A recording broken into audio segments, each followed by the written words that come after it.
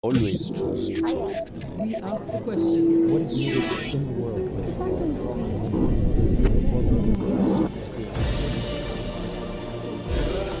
be? It's been a year since Saudi Arabia, the United Arab Emirates, Bahrain and Egypt imposed a blockade on Qatar, cutting off land, sea and air links. So how is the state of Qatar, the world's largest exporter of natural gas, coping with the crisis? And what's the impact on the region's future? I'm Sami Zaidan in Doha. We're talking to Qatar's foreign minister about 1 year on from the worst diplomatic crisis in the Gulf Cooperation Council's history. Sheikh Mohammed bin Abdurrahman Al Thani talks to Al Jazeera. It's been a year since a blockade was imposed on Qatar, and this anniversary is marked with a resurgence of threats against your country. I'm sure you're aware of the reports that talk about the Saudi King sending a letter to the French president in which a threat was made that Qatar would face military action from Saudi Arabia if your country purchases Russian missiles. Do you believe that Qatar could face an attack from Saudi Arabia? First of all, just let us make it very clear that the purchase of any military equipment is a sovereign decision which no country has anything to do with. So there is no legitimate grievance behind this letter and threatening Qatar. It's violating the international law, it's violating all the international norms. And the most importantly, it's violating the GCC charter, which is the countries of the GCC should not launch any attack against each other. So we believe that this letter has no any legal basis to justify any action. We have been subject to a unilateral measure which was taken by the Saudis, unfortunately, as a reckless behavior from... What do you make of the Saudi claim that it would disturb the balance of power? It represents an escalation for Qatar to obtain the S-400 system. Well, it's unfortunate that they see this as destabilization because Qatar is not representing any threat for the Saudis. But what most importantly, we have to look at the behavior of the Saudis since the past year when we see the actions, how it's going in Yemen or what they have done with the Prime Minister. And recently, the President of France himself, he said that he saved the country, he saved the region from a war by helping in releasing the Prime Minister of Lebanon. So this is something that they've been continuing as a pattern in their behavior. Do you see this report, according to the information you have, do you believe this report in the press that the Saudi King really made this threat? Do you think it's credible? Well, we are seeking for formal confirmation from the French government. And have you received any response? What have they said to you? The response should be tomorrow. If it's confirmed, what would your response be to the Saudi King? Well, we are going to respond legally by, as a response of a country that this is not violating the international law and as a threat for our country, which is not acceptable by the international community. Does Qatar need to take any defensive military steps in light of this reported threat? Well, we are going to take all the necessary action to defend our country, but... Like what? What are you contemplating, this sir? is, first of all, this is not, there is no any serious military threat out of this, but it's the way it's been used to justify or to create any disturbance in the region is just unacceptable. So Qatar is going to treat this the same way we have treated the illegal blockade. We are going to seek all the international fora to make sure that this behavior is not repeated. 1 year on, does Qatar face the threat of military invasion from anyone? For the last year, there was an announcement by the Emir of Kuwait himself that he prevented a military action in the region after the blockade of Qatar. And we have heard several countries reported the same thing, that was unfortunately a threat was coming from the region. But since September, we have seen that those threats being eliminated, and thanks for the friends and alliance Qatar has that made sure that the region stayed stable. Well, this is going to be my next question, is who do you credit amongst your friends and allies for blocking these attempts or reported attempts to invade Qatar? Well, all our friends and allies played a positive role in this, in preventing any escalation from taking place in the region, because they understand that the region cannot afford a further escalation. So our friends in the region, like Turkey and Oman and Kuwait, of course, as well as Europe and the United States. I'll come back to that point in a minute, if I may, but I'm curious to know, will Qatar go ahead and buy the S-400 missile system, or are you at all rethinking that in light of these reported threats against? Well, Qatar made all the options open for its defense procurement. So we are seeking the best quality to defend our country, and we have all the options open for this. So it's possible that you may not need to buy the S-400? Is that what you're saying? This is subject to the evaluation of the military people. It's not a decision which will be taken in light of a threat, letter of threat. So that threat has absolutely no bearing, no political bearing on the decision on whether... Well, Qatar remained independent country, and it's protecting its independence. Would not be subject for any compromisation. Qatar is a long-standing ally of the United States of America. You have a lot of American and Western hardware in your military forces. Why do you think Qatar needs now Russian military systems? Is that an indication at all of perhaps your feeling or Qatar's feeling that it needs to diversify some of your foreign alliances? Well, as I just mentioned to you, that Qatar Defense Department is evaluating all the defense options. We are a long-standing ally, and we are not going to compromise our alliance with the United States, which is our number one military ally. We have a military alliance with several other countries as well, and it's part of our defense strategy. The options to procure any defense equipment will be subject to the Qatari defense assessment. But has anything changed, I guess, is my question, in the last year? We've seen, for example, more Turkish troops deployed in Qatar. We've heard an announcement that Turkish air and naval forces will be, at some point, deployed in Qatar. There was a cooperation deal signed, military cooperation deal, or MOU signed with Russia. In December, Qatar announced deals to buy jets from France, from the UK. I mean, if you put all this together, would one be justified in saying that in the last year Qatar has sought to perhaps diversify some of its friendships and military alliances? Well, first of all, Turkey is a NATO member, and we have a strong strategic relationship and partnership with Turkey. And also France or UK, they have been part of our defense system since decades, and the United States as well, where we host the largest U.S. airbase outside the United States, and more than 11,000 U.S. troops. So all this diversification is nothing new to Qatar. We are hosting the center of command of the counter-Daesh coalition. And so you have no worries that you can still count on the U.S., though, as your traditional ally? Well, the U.S. has been a long-standing partner with Qatar, and Qatar has been committed, and the U.S. has been committed to this partnership. Do you believe that if Qatar faced any military action, do you believe the U.S. would come to your aid if you needed it? Well, our defense cooperation with the United States, we highly appreciate, but the first line of protection for the state of Qatar is the Qatari capabilities.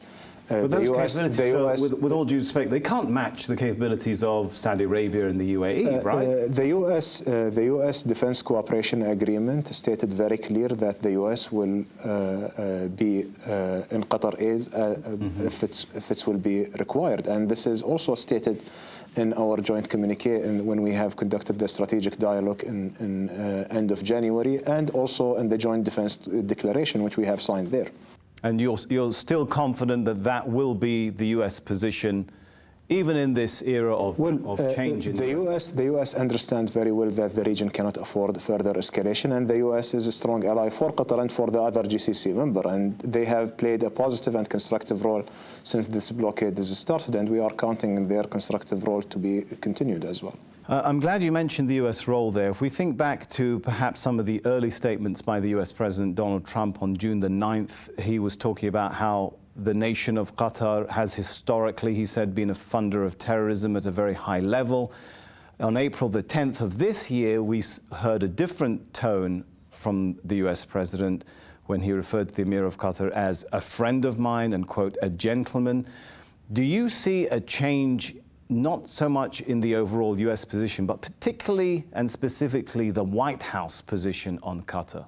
Well, the US position as the US institutions and the administration has been, since this illegal measures being taken against the state of Qatar, remain the same, remain very supportive, remain calling for de-escalation and for unity within the GCC.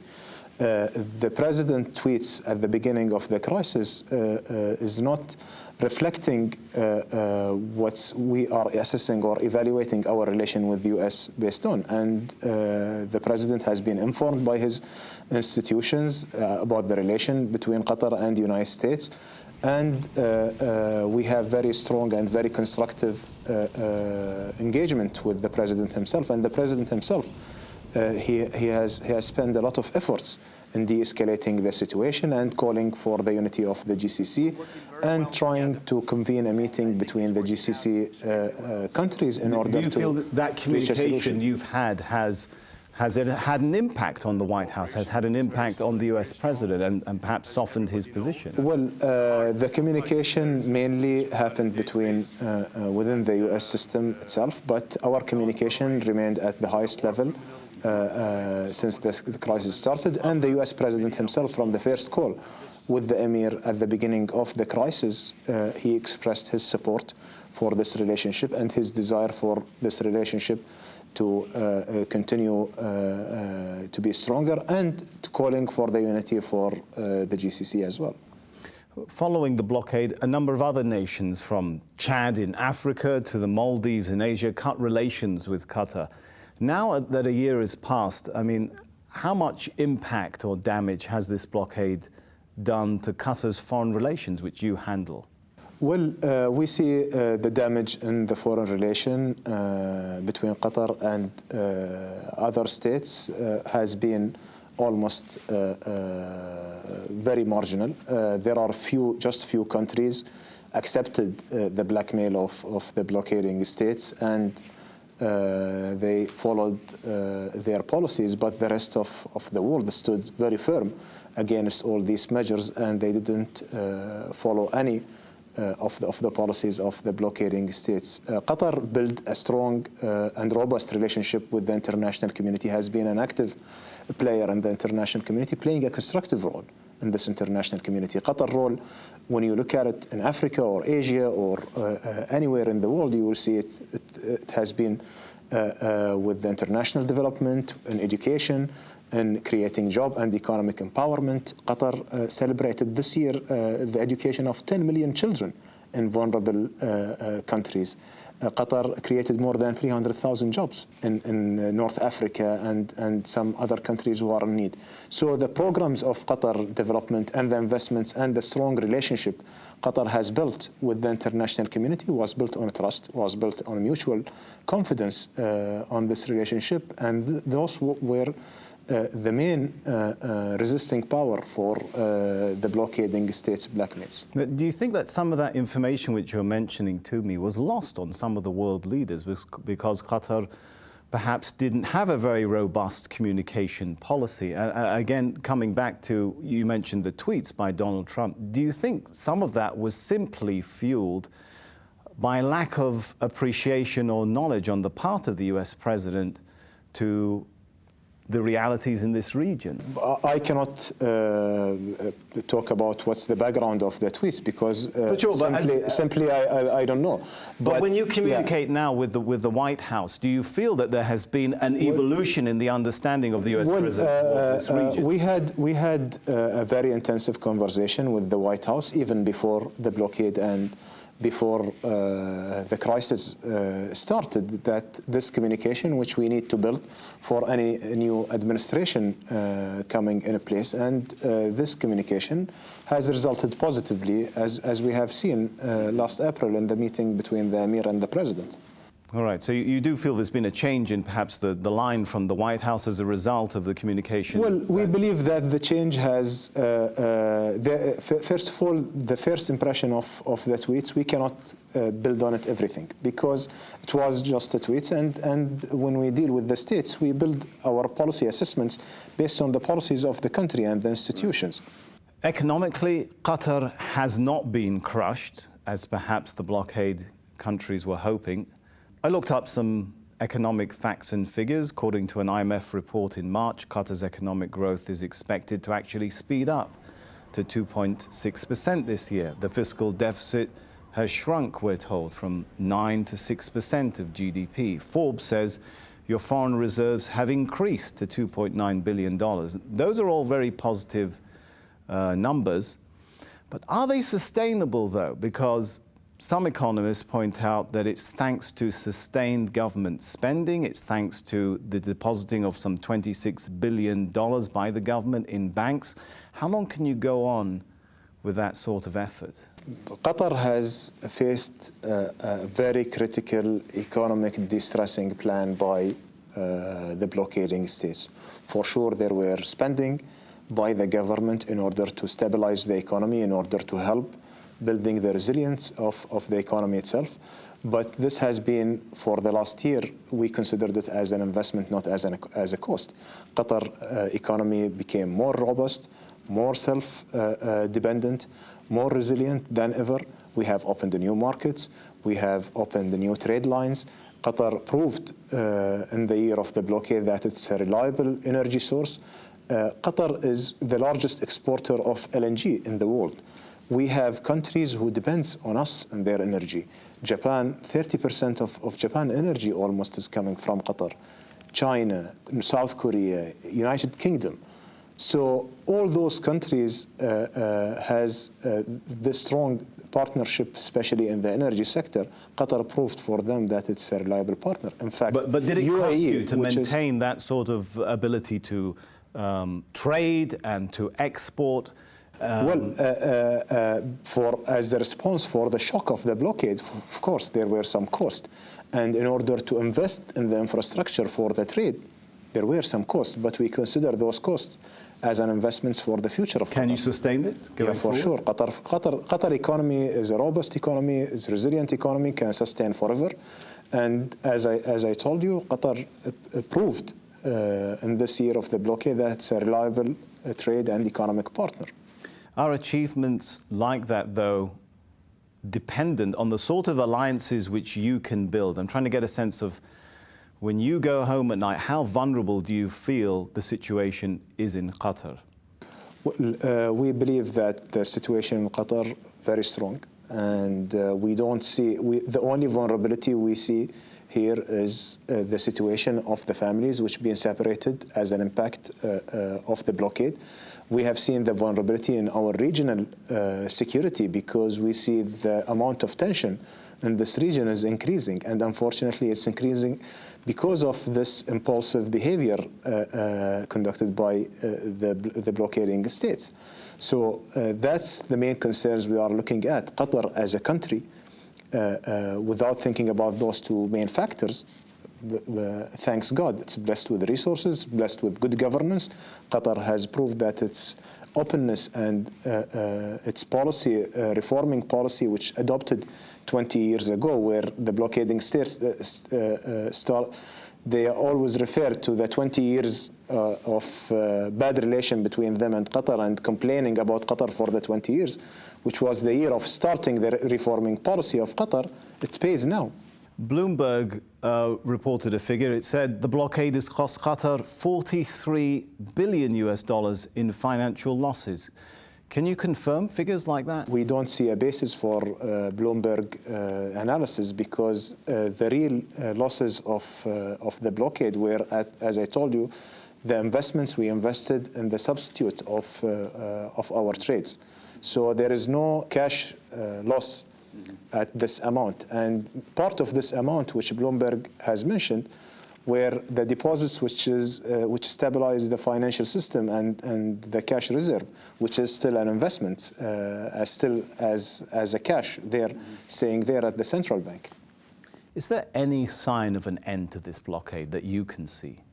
Well, Qatar always engaged in a constructive manner with the Emir of Kuwait, with the President of the United States, in order to put an end for this crisis. Our concern is about our people and the problem that it caused because of the crisis, the separation of family.